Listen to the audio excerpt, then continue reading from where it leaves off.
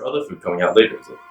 So no, this is what I had, but I just made loads of it. Right, got Yeah. you. I wanted to make like pilau rice, but I didn't have time. No, You're ready for start and main course and today. No, what? No, exactly. Just making sure that everything's on the table. Okay. So guys, me and my greedy self, before I get started, let me introduce the two awesome, talented individuals that sit in either side of me. So on the left side of me, I've got the most beautiful, the most talented Salome. She's an inspiring artist, and of course, she's from Kenya. And if you can guess from the title, today is all about Kenya. So anything you see today, the food, the vibes, the energy, it is all Kenya-fied, okay?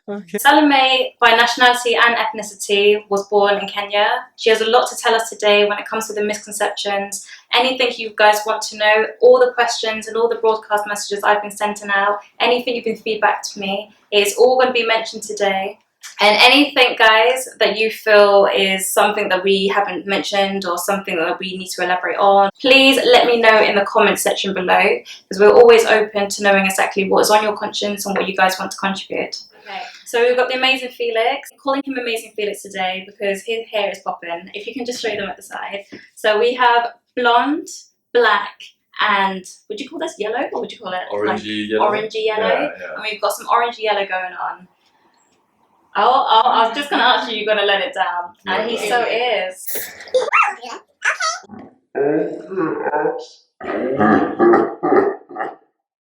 So this is what we call Kenya-fied.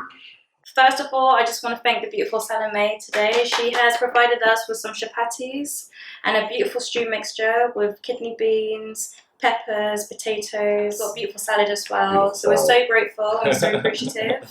And if anyone has been to Kenya, then you will know that the flavours always pop in. So I'm going to stop yapping for a bit and I'm just going to have my first bite.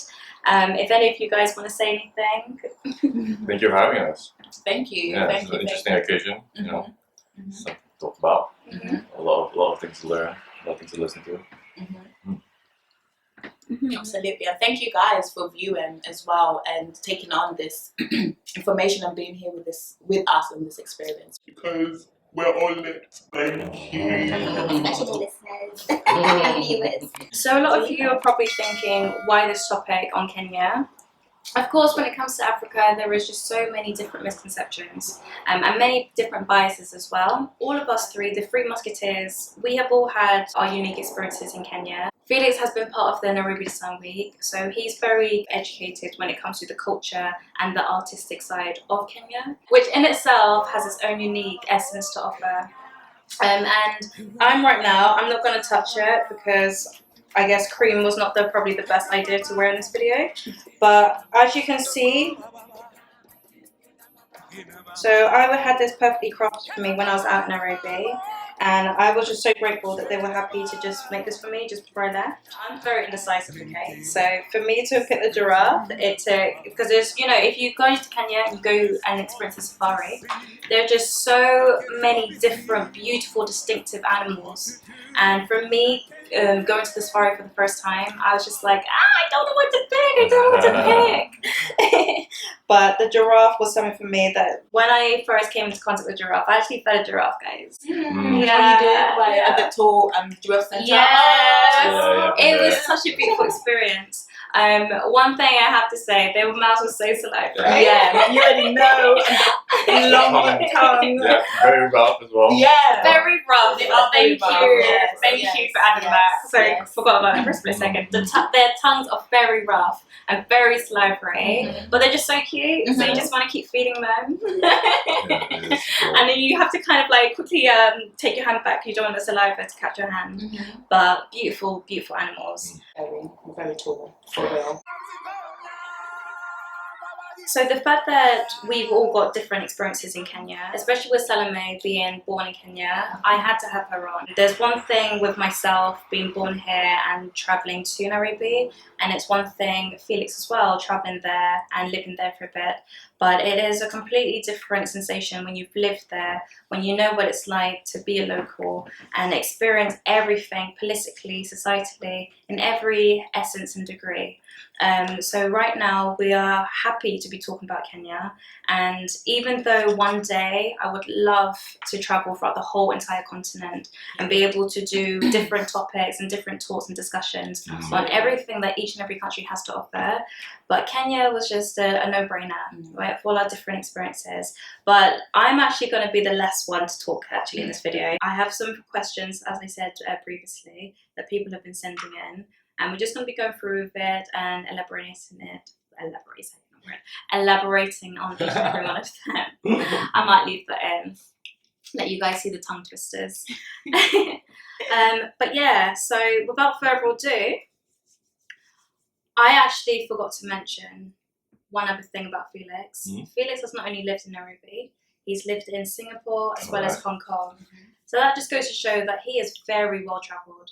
And another reason why I just had to have him on, it's one thing going to one place and getting a sense of what it's like to live there, but being well travelled and having that open-minded nature means he's got a different level of experience when it comes to various topics that we're about to discuss anyway. So without further ado, guys, let's skedaddle. Skedaddle is when you're going in it. So let's rock and roll. Let's rock and roll. Okay. Let's go. So the first one here, Kenyans are extremely creative. The arts culture is inspiring. What have you guys got to say about that? I think I would agree with that. Yeah, I would agree with that. Yeah. I'm feeling that. I was even surprised when I last went to Kenya. Like the amount of artists, like it's just so it's just so beautiful. Not for real. Yeah. For real. It's so beautiful. Hence your beautiful art piece. Yeah. Like I actually pulled out some of the jewelry that I brought back from Kenya, and a lot of the handcrafted merchants that I bought from Kenya are all the way over there. And sometimes they envision whatever you have in store. If that makes sense. Does that make sense?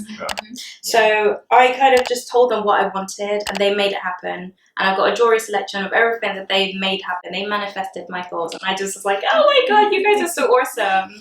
Yeah, they're very talented, you know. Like the old craft ways are still there, you know, and they're like called artisans and all these kind of things, but at the end of the day it's how they make a living and it's what they've been trained on and stuff, and there's all variety and levels of it.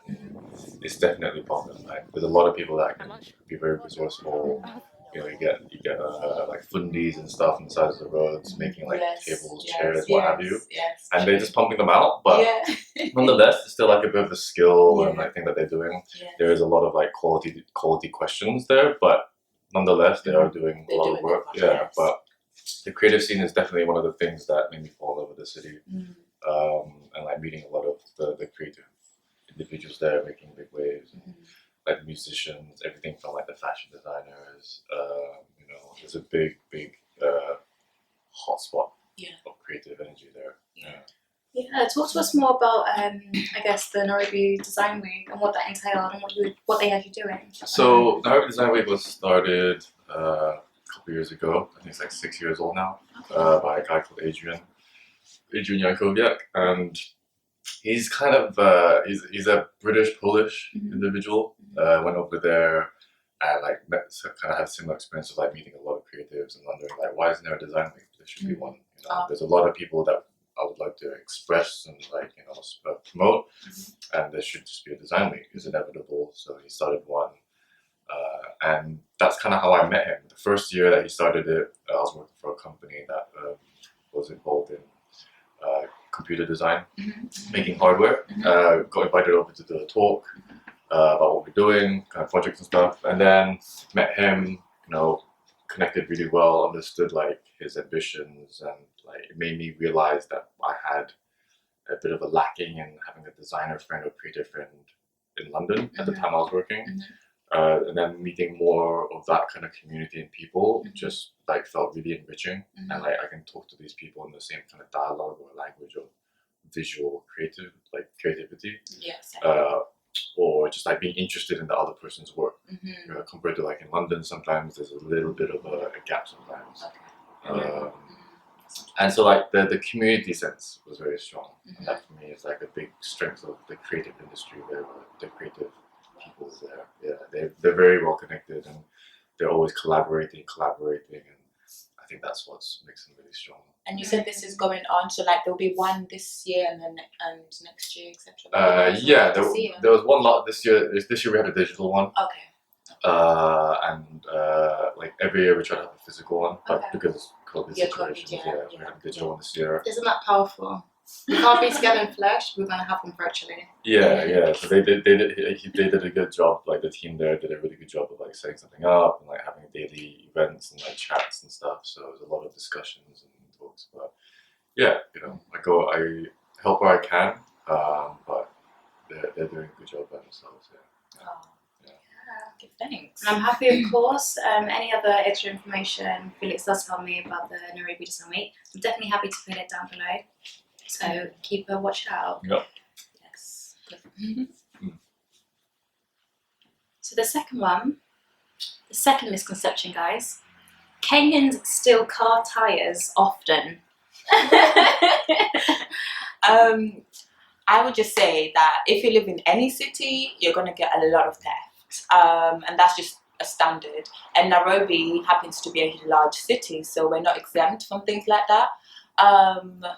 But yeah, I can just answer it that way. How did you did you see any car stealing tires? That's not something that I realized myself, you know.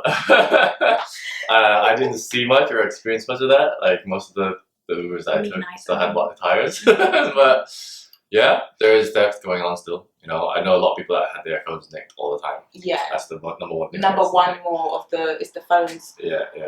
I would say that when I was younger, we did take car tires, the inside of a car tire that's soft, and would cut it with a razor blade and would make, like, I don't know what you call it in English, but would play this game called bladder. So you tie the tires, you cut the tire inside into a small string, and then you tie it together, and then two people stand there and then you'd play a game. So that's when we were younger, we did look out for tires for that.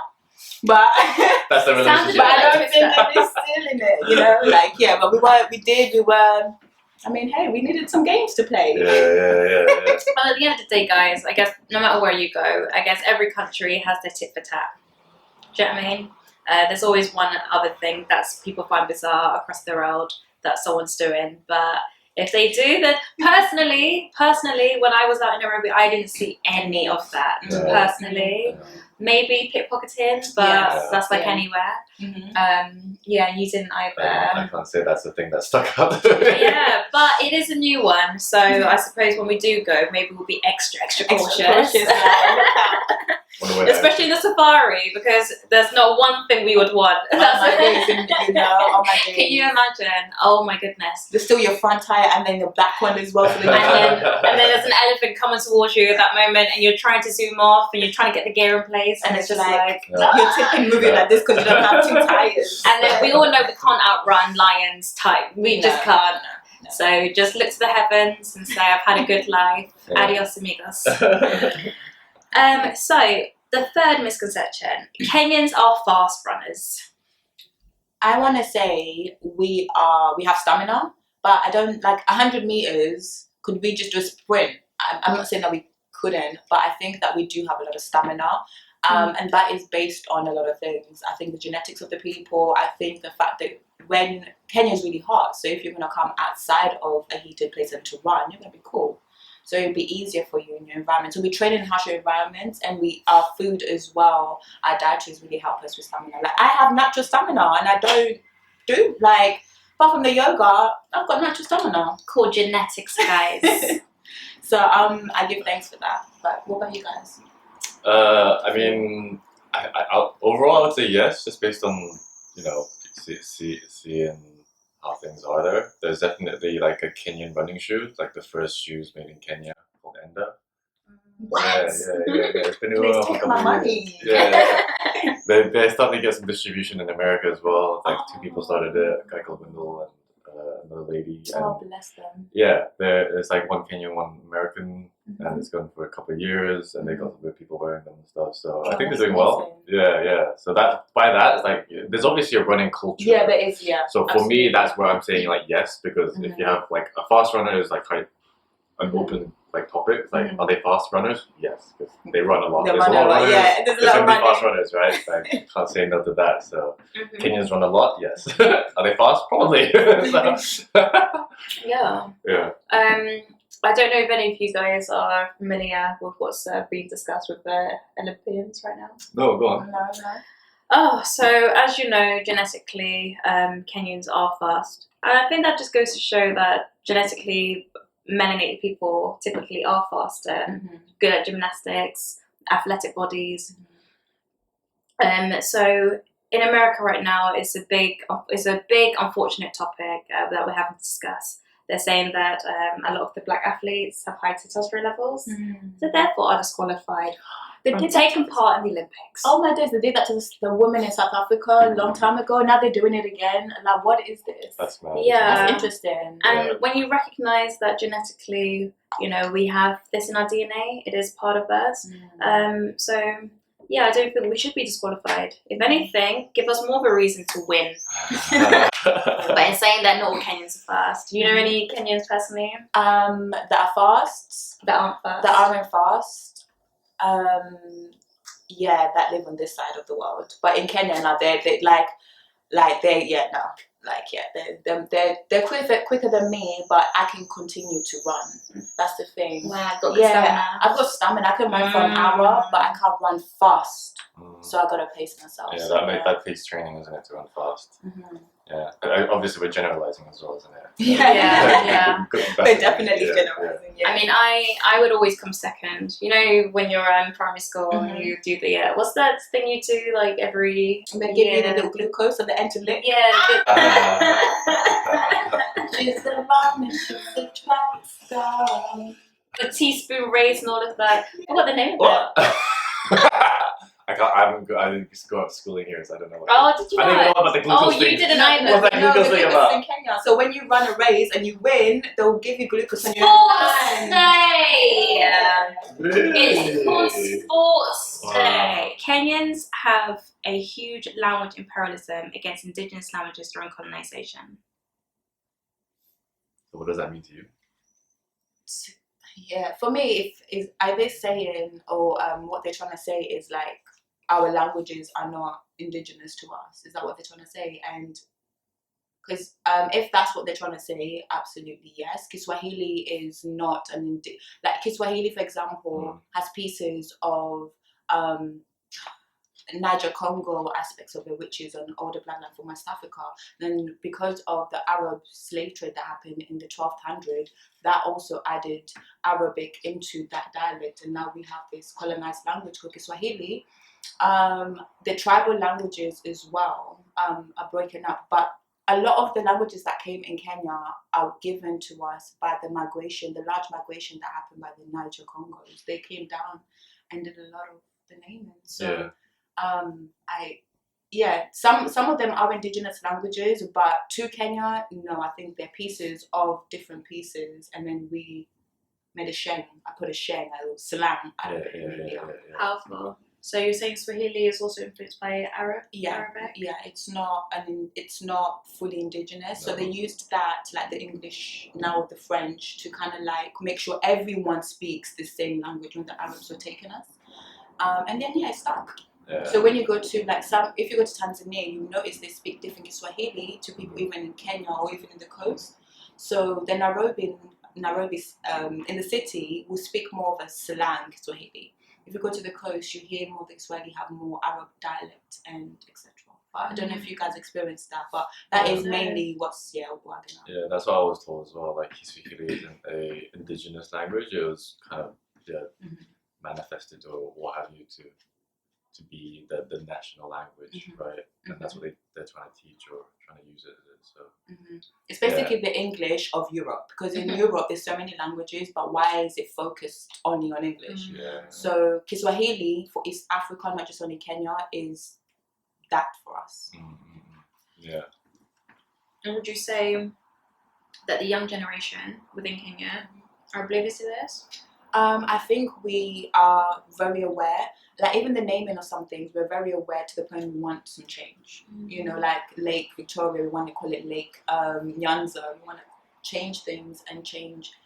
But some things, it's so difficult to change that you might as well just utilize it and transmute it, like Kiswahili. If we can all learn Kiswahili and get along, rather than you have 10 different tribes that don't understand each other and want to fight each other, and they don't understand like Absolutely. you're the same bloodline. Mm. So just because you speak in different languages now, it makes Yeah. no sense to fight. So just take up Kiswahili as a way for everyone to communicate, but not understand where it came from. Understand some of it was Arabic, some of it was Niger Congo, and some of it we made up with Yeah. those two. Yeah. Because there's a lot of like technology and language knowledge lost in lost languages. Yeah, You exactly. know, Yeah. a lot of meaning and Yeah. stuff that's missing from it. So Mm. I think the point was to say that during imperialism there was a lot of push against indigenous languages, right?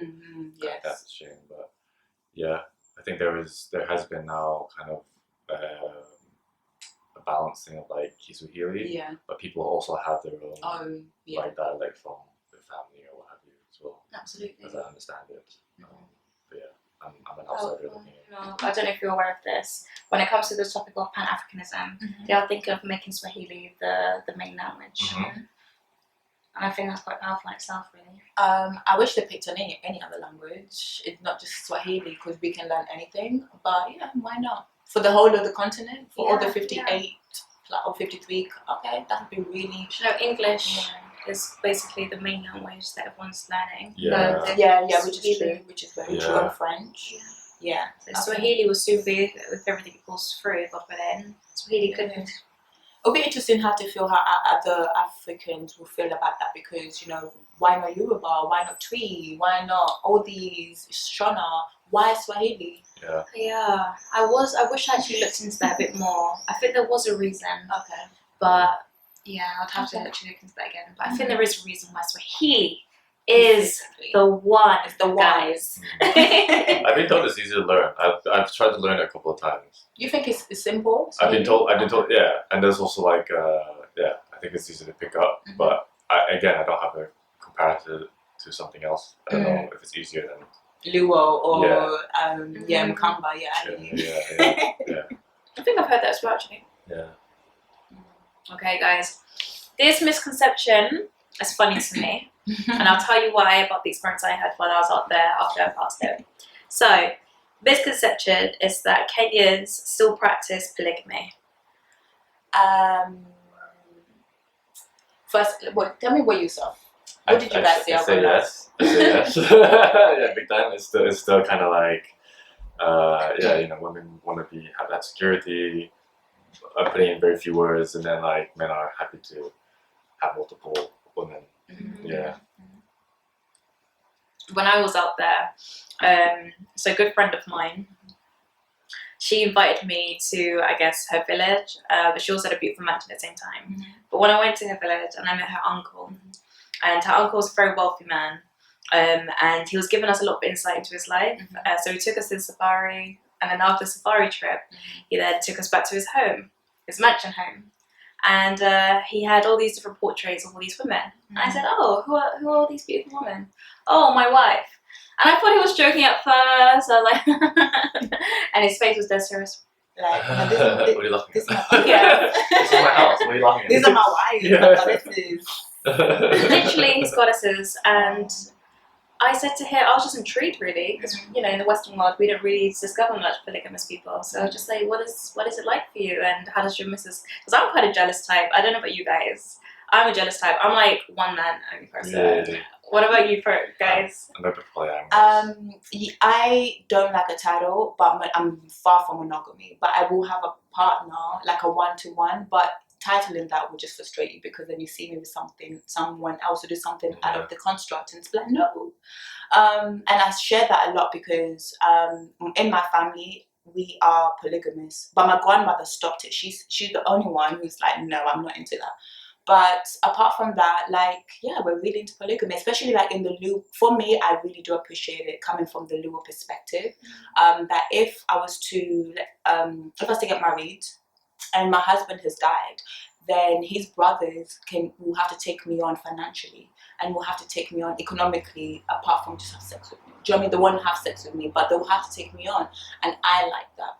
I'm a big advocate of saying that I don't own anybody. You're not a slave to me. Yeah. Absolutely. So from my parents to my partner. So when it comes to relationships, for me, I do definitely have that maybe a polyandry kind of mentality. And yeah, Kenyans, we're full of it. But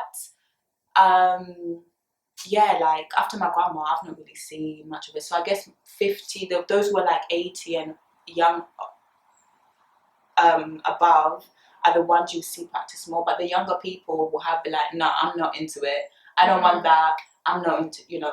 Yeah, because I was just about to ask you, is it more of the older generation thing? Yeah, that I see. Like my mum was not on it. Like only I have come around to be like, I want 4 husbands. I wouldn't mind. I want to, you know, have sister wives, and I've been in those relationships, so it's easier for me in the Western world to do that.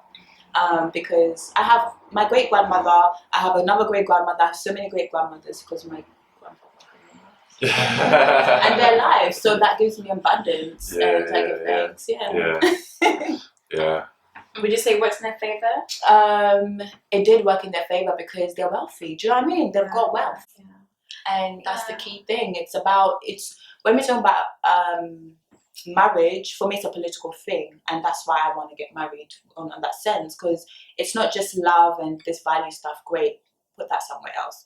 How can we economically survive and do something for our generation? And like my great grandfather was able to do that. He had enough land where he could have enough women that our generation can now have ancestral land, and it's been taken care of because it's not just him. And in Kenya, well, in the Luo culture, the man and the woman, once you leave the door, you both have to go to work in the fields. It's not like the man works and the woman works. No, you both are equal of that.